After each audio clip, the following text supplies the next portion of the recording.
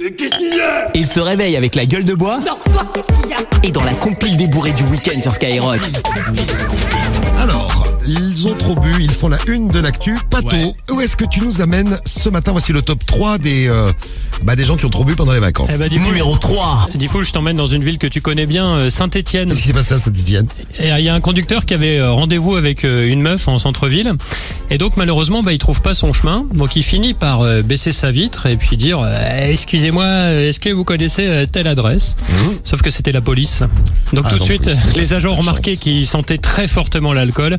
Effectivement, il avait 2 grammes par litre de sang. Il a reconnu les faits. Il a expliqué qu'il sortait d'un barbecue entre amis où il avait consommé plusieurs bières fortes. Il Voilà. plus de permis, du coup. Mais il s'était perdu. Bah oui. Il s'était perdu, C'est ça. il demande au keuf. Mais c'est vrai que tu demandes au keuf parce qu'ils connaissent toutes les routes. C'est vrai, ouais. Le problème, c'est quand t'as trop bu, faut pas le faire. Non. Non.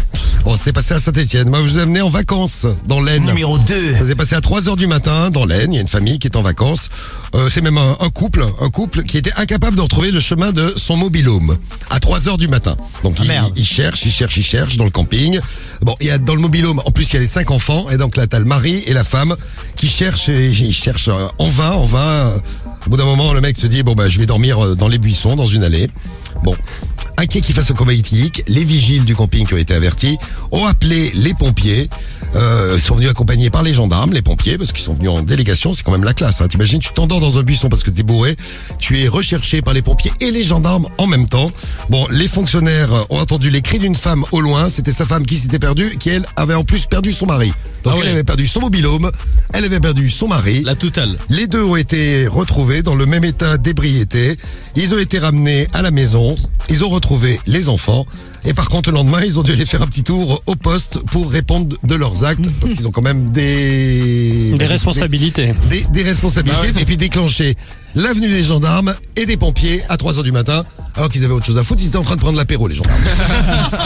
On ne dérange pas les gendarmes à 3h du matin. Et à la place numéro 1. Numéro 1.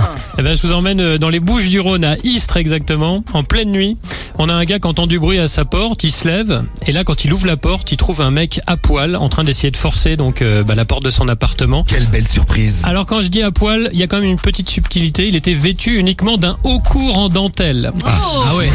Il avait rien en bas, il avait un petit truc en dentelle en haut. Comme les trucs que met Guigui. Ah, exactement, ouais. D'ailleurs c'est peut-être Guigui. C'est mes tenues de l'été, ça. Ah, tu les tu en dentelle. Il y a l'habitant qui a réussi à maîtriser difficilement le suspect avec l'aide d'un voisin qui lui aussi est sorti après avoir entendu du bruit. Donc il y a la police qui est arrivée, imaginez le tableau en pleine nuit là comme ça dans l'immeuble, et les agents ont très vite constaté effectivement que lui aussi était complètement bourré, et il leur a expliqué qu'il était dans l'immeuble pour voir un ami et s'adonner à des jeux sexuels. Ah bah voilà, c'est pour ça qu'il était en petit haut Exactement. C'est ça. Mais il s'est En trompé de dentelle. porte quoi, pas de Oui, chance. c'est pas de chance. Les fonctionnaires l'ont embarqué du coup. Ah, c'est pas de chance, surtout pour celui qui est derrière la porte et qui ouvre et qui voit. ça. Lui, il a rien demandé, lui, il ouvre ça, peut-être merde, mauvaise surprise. Ouais, puis le voisin qui est obligé de l'attraper aussi pour le Oui, tenir. ah oui, c'est Enfin, vrai qu'il faut l'attraper, oui, ça fait flipper un peu. Voilà, ils ont trop bu, ils font la une de l'actu, c'était notre compile des bourrés du week-end des vacances.